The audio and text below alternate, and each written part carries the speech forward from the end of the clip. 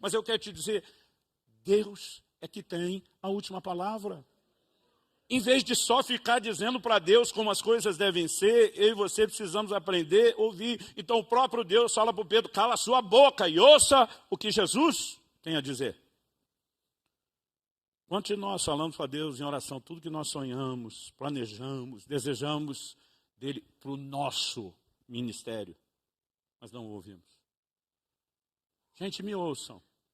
Eu tenho falado disso em mais lugares do que eu gostaria. Muitos de nós estamos perdendo o time de Deus de algumas transições. Eu não transicionei Alcance Curitiba porque estava velho. Eu fiz isso aos 45 anos de idade. Eu fiz isso por um propósito. E mesmo que alguns o façam por idade, isso também não tem que significar aposentadoria. O que pode significar são outras funções. Inclusive, alguns estão enterrando um aspecto apostólico porque insistirem e não abrir mão de outra coisa. E nós precisamos ser sensíveis. Eu não estou dizendo que você tem que fazer também porque o outro fez. O que nós precisamos é ouvir. Em vez de só ficar dizendo, outro dia um falou, não, pastor, eu já tenho todo o plano, com tal idade. Eu falei, peraí, o plano você ouviu de Deus? Ou você que escolheu? Quando eu fiz a pergunta, ele me olha com a cara de, está tudo planejado, mas planejado por quem? Nós precisamos ouvir Deus. 8 anos antes da transição, eu estava um dia em casa, eu ouvi uma voz audível falando comigo. Quem era o homem da sucessão, o Marciano? Eu estava indo em outra direção. Nós precisamos entender da parte de Deus o que Ele tem para nós em cada área da nossa caminhada, da nossa trajetória. E sabe, todo mundo vai querer dar pitaco nas suas decisões. Quando anunciei a transição com o Marciano, um monte de pastores, gente importante da nação, começa a me ligar e dizer, ei, você está errado. Você tinha que transicionar a igreja para o Israel, seu filho. Eu digo, como é que é? Você nem sabe o chamado de Deus no coração dele? O que é que ele está ouvindo de Deus? Se é para permanecer no local, se não é. Você não sabe o que nós ouvimos da parte de Deus, você podia se inteirar. Agora, você ouviu algo da parte de Deus que a gente não ouviu? Ou você está falando só o que você acha? Porque inconsciente o cara está lutando para manter o monopólio na família, lá do lado dele. E ele sabe que se todo mundo passar a agir diferente no sindicato, a jurisprudência se perde. Então, gente, agora presta atenção, não estou falando contra. Que os filhos no ministério é uma da nossa maior glória e alegria. E se Deus quiser que sejam sucessores, eu digo, eles tendem a ser os melhores discípulos, porque conhecem a nossa versão dentro da igreja, dentro da equipe, dentro de casa e tudo. Então também não quero parecer que estou falando contra, mas eu quero te dizer, Deus é que tem a última palavra. Em vez de só ficar dizendo para Deus como as coisas devem ser, eu e você precisamos aprender a ouvir. Então o próprio Deus fala para o Pedro, cala a sua boca e ouça o que Jesus tem a dizer. Quantos de nós falamos para Deus em oração tudo que nós sonhamos, planejamos, desejamos dele para o nosso ministério, mas não ouvimos. E quando ouvimos, a gente tem que levar isso a sério. Eu tenho hora que eu não entendo porque eu estou sendo criticado por algumas coisas. Outro dia um falou, cara, você é um idiota. Eu falei, por quê? Porque você não ganha com seus livros. Eu falei, como é que é? Agora, por que ele está falando desse jeito? Porque ele sente que fica mal para ele quando as pessoas sabem que eu não ganho e ele ganha. Mas eu nunca falei contra ele. A Bíblia diz que o trabalhador é digno do seu salário. E se ele está ganhando, não tem nenhum problema. Mas um dia Deus falou comigo de uma forma clara, eu não quero que você ganhe com os seus livros. E quem é que eu vou ouvir? O próprio Paulo, que dizia que Jesus fala sobre o salário do obreiro, o trabalhador é digno do seu salário, ele fala para os coríntios, de vocês eu nunca aceitei nada, eu fui sustentado por outros. Ele tinha tanto a convicção de Deus, como ele disse, eu prendi vocês com astúcia. A questão é, a gente não tem que fazer tudo diferente só para ser diferente. Mas a gente não tem que fazer tudo igual, só porque todo mundo está fazendo. O ponto é, o que é que Deus tem para mim e para você?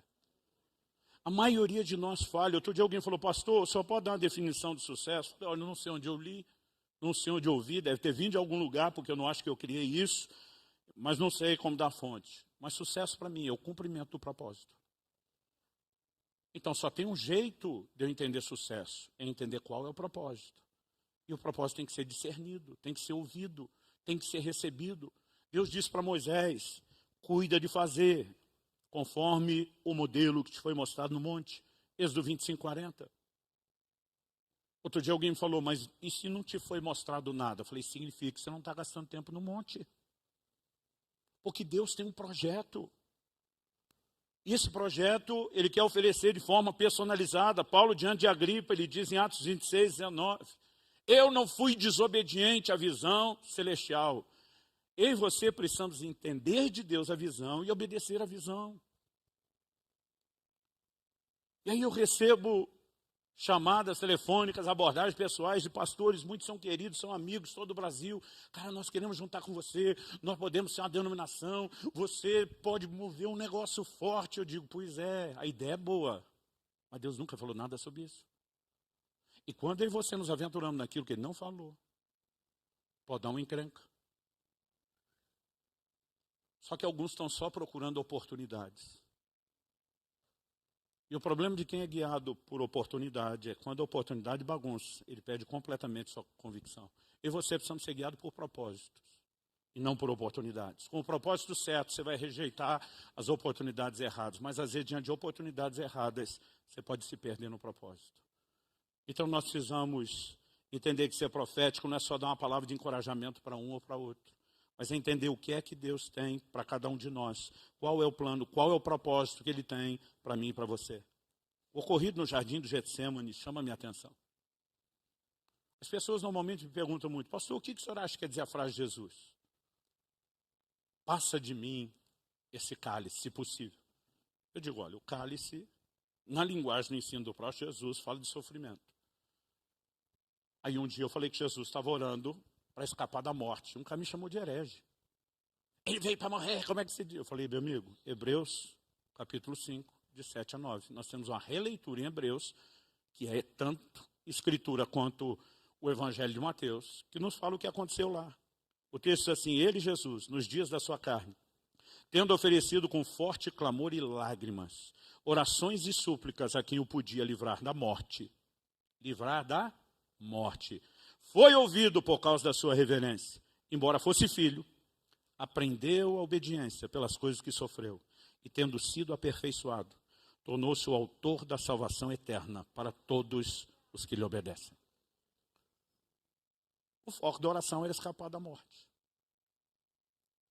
Naquele momento, há uma dor. Ele está assustado diante do que vem. E não acredite você que você não vamos ficar assustado diante de desafios do ministério. Ao invés de correr deles, a gente pode ir para um lugar, dizendo, Deus, eu estou assustado, eu estou apavorado, se dependesse de mim seria assim. O fato de ter lágrimas ali significa que tem dor, mas existe oração, existe súplica, existe clamor, existe uma disposição de obediência. E nesse processo eu e você somos aperfeiçoados. Até essa capacidade de assustar, de resistir, ela começa a mudar à medida que eu e você praticamos a rendição. Um dia eu e você vamos terminar a carreira e a jornada não só do ministério, mas da nossa existência aqui na Terra. E a pergunta que a gente deveria fazer o tempo todo antes disso terminar. Eu vivi para quem? Eu vivi apenas buscando aquilo que eu quero, aquilo que eu sonho. Alguns fizeram do ministério talvez um meio onde ele conseguiria alcançar um nível de sucesso que ele não teria em outro lugar. Porque alguns, quando têm a chance de prosperar em outro lugar, dão no pé. E às vezes eu fico me perguntando, o que trouxe a pessoa a esse lugar? Foi a convicção de um chamado? Ou foi só ver a oportunidade? Gente, nem todo mundo vai ser pastor de mega igreja. Nós temos igrejas pequenas do interior, que às vezes a população deles é menor do que a igreja de outros. Mas o evangelho tem que chegar lá, esse povo tem que ser amado, tem que ser cuidado. E o grande resultado no final não é o que cada um de nós fez enquanto indivíduos, é a soma dos nossos esforços. É como Jesus, no final das contas, terá sido glorificado pelo que cada um de nós fizemos. E sabe, me perdoe se eu estou parecendo duro, ofensivo com você, mas há 30 anos atrás eu queria ter a oportunidade de estar sentado ouvindo o que você está ouvindo hoje. Porque talvez eu poderia ter calibrado muita coisa mais depressa na minha própria vida. Então, para concluirmos, eu quero fazer 3 perguntas. E as 3 estão relacionadas com os 3 tópicos que eu abordei. O primeiro deles foi sobre a proeminência de Cristo. O segundo foi o questionamento de quem é mais importante. E o terceiro, quem está falando. Em relação à proeminência de Cristo, eu queria que a gente pudesse dar uma olhada para Apocalipse capítulo 4. Apocalipse 4, verso 4 diz assim: ao redor do trono havia também 24 tronos, e nele estavam sentados 24 anciãos, vestidos de branco e com coroas de ouro na cabeça. Eu ainda lembro o dia que eu prestei atenção nesse versículo a primeira vez na minha adolescência. Falei, pera, outros tronos? Gente sentada no trono com coroa na cabeça, sem concorrer com o trono de Jesus. Eu ainda me lembro o que passou dentro de mim. Eu já me vi fazendo uma oração estilo Tiago e João. Senhor, se ainda houver vaga em um desses 24 tronos, eu gostaria muito de ser um dos que se sentam ali. O que leva alguém a desejar esse tipo de coisa? Não estou clamando isso para a glória de Deus. Fala sério. Agora a gente olha para um adolescente como eu era e você diz, dá para dar um desconto. Mas a pergunta a ser feita na perspectiva bíblica é, por que Deus colocaria qualquer um de nós num trono e colocaria uma coroa na nossa cabeça? Apocalipse 4:10 diz, os 24 anciãos se prostravam diante daquele que está sentado no trono. Adoravam o que vive para todo sempre e depositavam as suas coroas diante do trono.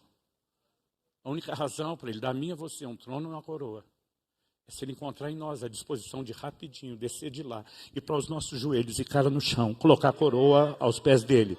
Se não houver em mim e você a disposição, uma inclinação rápida como essa, você não deveria estar em trono, você não deveria estar com coroa, nem com veste branca e sequer deveria estar perto dele. A gente precisa questionar e avaliar algumas coisas. Primeira pergunta, será que entendemos e estamos reconhecendo de modo prático a proeminência, a primazia de Cristo? Segunda pergunta, falando sobre quem é mais importante, será que nossa visão e prática ministerial tem refletido a centralidade de Nosso Senhor? Em Romanos 15, 18 e 19, Paulo diz, porque não ousarei falar sobre coisa alguma, a não ser sobre aquelas que Cristo fez por meio de mim, para conduzir os gentios à obediência por palavras e por obras, por força de sinais, prodígios, pelo poder do Espírito de Deus. No final das contas, não é, eu sou o cara, eu sou ungido, eu movo nos dons, eu faço acontecer, diz, eu não ousarei falar de nada, a não ser do que Cristo fez por meio de mim. Foi Ele que fez. Alguns de nós deixamos perceber na Bíblia que a maioria das pessoas, dos homens e mulheres de Deus, não tiveram problema no começo, tiveram no fim. Depois de ter realizado e construído coisas relevantes, existe um senso de começar a achar que nós somos grande coisa. E é quando a gente perde a percepção da centralidade. Não é por causa de mim, não é por causa de você, não é por causa de nós, é apesar de nós. É o que Ele tem feito. E se eu e você formos agir de acordo com a Escritura que diz, nós temos sempre e em tudo dar graças e permanecer o tempo todo agradecendo cada avanço, cada conquista, cada aspecto do crescimento, dizendo, foi o Senhor, nunca foi a gente, foi o Senhor, nunca foi a gente. E essa advertência era dada na Bíblia. Deus diz, vou colocar vocês numa terra que mana leite e mel. Preste atenção, a igreja vai prosperar no Brasil como nós ainda nunca vimos. E eu falo de prosperidade e avanço em todas as áreas, me ouça com atenção. Mas a mesma advertência que Deus fazia para o povo antes de colocá-los na terra prometida, nós precisamos ouvir. Ele diz, mas quando vocês tiverem entrado lá, e tiverem comido, e tiverem se fartado, não se esqueçam do seu Deus. Quando vocês tiverem construído casa e acumulado riqueza, não digam, foi o meu braço que me proporcionou essas coisas. Antes te lembrarás do Senhor teu Deus. É Ele que te dá o poder de adquirir riqueza, para confirmar a aliança dEle. Nunca foi por causa de mim ou de você. E não será por causa de mim e de você. Então a pergunta é, nossa visão e prática ministerial reflete a centralidade de Nosso Senhor? Terceiro questionamento a respeito de quem está falando. Será que temos ouvido a Jesus? Ou nossa vida de oração é apenas sobre o que queremos? Projetos com resultados extraordinários normalmente são gerados em um ambiente de oração, onde se ouve Deus. Atos 13. 2 e 3. Enquanto eles estavam adorando o Senhor e jejuando, o Espírito Santo disse. O Espírito Santo disse. O Espírito Santo disse: separem-me agora, Barnabé e Saulo, para a obra que os tenho chamado. Então, jejuando, orando, impondo as mãos sobre eles, os despediram. E o maior movimento missionário da história da igreja está para acontecer.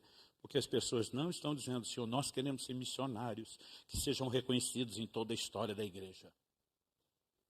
Não é o que eles estão pedindo. Eles estão no ambiente onde estão cômodos, confortáveis, a igreja cresce e prospera. O Espírito Santo está dizendo: eu tenho algo diferente. E eu preciso que vocês correspondam. Eu quero mexer. Há um lugar onde eu e você precisamos entrar.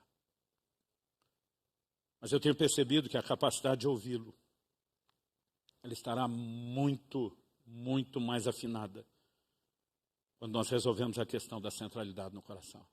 Porque senão a maioria de nós vai ouvir para ficar dizendo: mas se possível passa de mim o cálice. A gente tem que vencer isso e seguir o exemplo do nosso Senhor. Se o próprio Jesus sofreu esse tipo de crise, você acredita mesmo que você não vão passar por essas crises? Um conflito de vontades. A maioria dos pregadores sabe o que é isso. Ter que falar algo que você não queria falar. Mas a pergunta é: quem está no comando? E quando ele começa a se tornar cada vez mais importante, isso vai sendo cultivado dentro de mim e dentro de você. O resto perde a importância. E aí você descobre que essa guerra ela é cada vez menor e menor e menor. Em dezembro do ano passado, estava para completar 50 anos de idade. Minha mulher falou: eu te conheço. A cada década cheia, o seu balanço é diferenciado. Aos 20, aos 30, aos 40, agora aos 50. Ela disse: como que você está? Eu falei: eu estou em crise. Ela falou: você está melhor aos 50 do que aos 30? Eu falei: eu não estou em crise no sentido de achar que eu não estou bem. Aí disse: qual é a crise? Eu falei: amor, nós passamos a vida inteira querendo um monte de coisa que a gente não podia. Ela disse: é verdade. Eu falei: agora que a gente pode, eu não quero mais. Ela falou: deve ser algo bom. Eu falei: é algo bom. Significa que nós somos supridos em outra fonte que é mais importante. Essa pergunta é: por que nós perdemos tanto tempo querendo essas coisas? Quando o maior tesouro podia estar sendo usufruído, curtido e desfrutado, que é Ele, que é o prazer nele, o regozijo nele. Então, me desculpa falar dessa forma, nós somos besta demais, porque está nos faltando foco. Está na hora das outras coisas começarem a desaparecer diante dos meus e dos seus olhos. Não importa o barulho que o Moisés já fez, que o Elias já fez, as coisas que Deus já usou nesse processo, no final, tudo é a respeito de Jesus. E quando Ele, somente Ele, começa a aparecer, as coisas mudam. Deus está nos chamando a um lugar diferenciado. Em agosto eu estava terminando um desses períodos de jejum prolongado. Eu lembro que era do 38º para o 39º dia. Eu lembro que naquele dia eu pensei: eu acho que esse jejum vai ser normal, tipo sem nenhuma experiência diferenciada. Mas eu fui acordado de madrugada. A princípio, que eu lembro que levanto, vou ao banheiro e eu volto. Eu estava com tanto sono, parecia um zumbi. Eu estava com medo de dormir em pé enquanto voltava para a cama. Eu lembro que eu cheguei a pensar exatamente nisso. Quando eu encostar a cabeça no travesseiro, 3 segundos eu apago.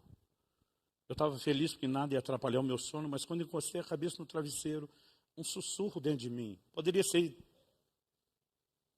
visto, imaginado como um pensamento, um sentimento, não parecia ser nada espetacular. Um sussurro dentro de mim disse: por que você não ora um pouco? Eu pensei: eu não quero orar, eu quero dormir. Então isso não é uma ideia minha. O diabo não quer que eu ore. Por eliminatória, e não por achar que era o momento mais espetacular da voz de Deus falando. Eu pensei: só pode ser Deus. Que mal isso pode fazer? Então comecei aquela oração meio sem graça, enroscada. E foi uma experiência interessante. Eu falei: Deus, eu quero te agradecer, eu tenho tantas coisas. Mas eu falei para Deus: não é só terminar mais um jejum desses. Eu falei, dessa vez minha mulher e meus filhos vieram comigo. Eu falei, eu nem chamei eles. E a oração só foi até aí. O Espírito Santo disse, quem nos chamou fui eu. E quando ele falou isso, a glória de Deus encheu o quarto de uma forma que eu não consigo te explicar. Eu não tenho palavras para descrever. Eu lembro que no dia seguinte falei para minha filha, eu falei, Deus entrou no meu quarto ontem. Ela, você viu Deus? Eu falei, graças a Deus que não. Não era ruim, mas era assustador. Era assombroso a intensidade daquela presença. Ela falou, pai, mas o senhor sentiu ele à direita ou à esquerda? Eu falei, filha, esse é o ponto. Ele não estava aqui ou ali, ele era tudo. Eu não tenho capacidade de escrever, ele está em cima, ele está embaixo, ele está de um lado, ele está do outro, ele está à frente, ele está atrás, ele está fora, ele está dentro. Parece que a presença dele impregna a matéria, a parede, as coisas, parece que ele entra em mim, eu entro nele, não dá para explicar. Eu não me lembro da minha vida de ter tido um momento de tanto prazer, de tanto curso. E eu só pensava, por que a gente não usufrui mais disso? Por que a gente acha que a realização está em ter o ministério que o outro tem, fazer o que o outro fez, e ter um nome que apareça? Algo nele, desde o nosso relacionamento, até a obediência à missão, que nos levará, como Paulo dizer, em nada tenho a minha vida como preciosa, porque é tudo por causa dele. Eu não vim te apontar o dedo nem jogar pedra em você. E quando eu falo daquilo que Deus me corrigiu, eu falo isso na esperança de que a carapuça lhe sirva, como diziam os antigos. Mas eu não estou te julgando nem pelo seu passado, nem pelo seu presente. Eu creio que Deus me enviou para te abrir uma nova oportunidade de futuro, para fazer escolhas diferenciadas.